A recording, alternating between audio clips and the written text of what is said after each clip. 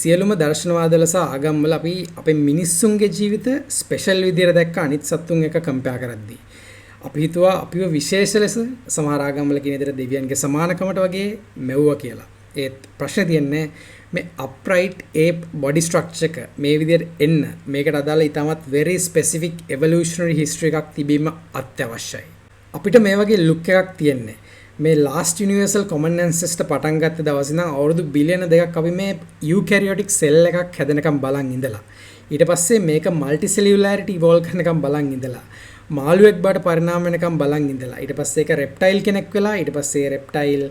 mammal කෙනෙක් වෙලා mammal primate කෙනෙක් වෙලා primate upright ape කෙනෙක් බවට පත් වෙච්ච ඉතිහාසයෙන් ආවොත් විතරයි මේ වගේ ස්ට්‍රක්චර් එකක් ජීවියෙක්ට පිහිටන්නේ. ඒතර දෙවියන්ටත් තියෙන මේ අප්‍රයිට් ඒප් ලුක් එක නම් දෙවියොත් බලන් ඉන්න ඕන අවුරුදු බිලියන ගණන් මේ එන්ඩෝසිම්බියසිස් ඉවෙන්ට් එකකින් මේ ඊකැරියොටික් සෙල් එකක් හැදෙනකම් මේ ඊකැරියොටික් සෙල් එක මල්ටිසෙලියුලර් වෙනකනුත් බලන් ඉන්න ඕන මල්ටිසෙලියුලර් වුණාට පස්සේ වර්ටිබ්‍රේට් කෙනෙක් වෙනකනුත් බලන් ඉන්න ඕන වර්ටිබ්‍රේට්ට පස්සේ මාළුවෙක් වෙලා මාළුවෙක්ට පස්සේ රෙප්ටයිල් කෙනෙක් වෙලා ඊට පස්සේ මේ මුළු ඉවොලුෂනරි හිස්ටරි එකෙන්ම ගිහිල්ලා තමයි මෙන්න මේ වගේ ස්ට්‍රක්චර් එකක් හදාගන්න ඕන හදාගන්න පුළුවන්. ඒක කරන්න වෙන කිසිම විදිහක් නැහැ. එතකොට ඔබ හිතලා බලන්න දෙවියෝ දෙවියන්ගේ සමානකමට අපිව මැව්වද නැත්නම් අපි අපේ සමානකමට දෙවියන්ම වවාගත්තද කියලා.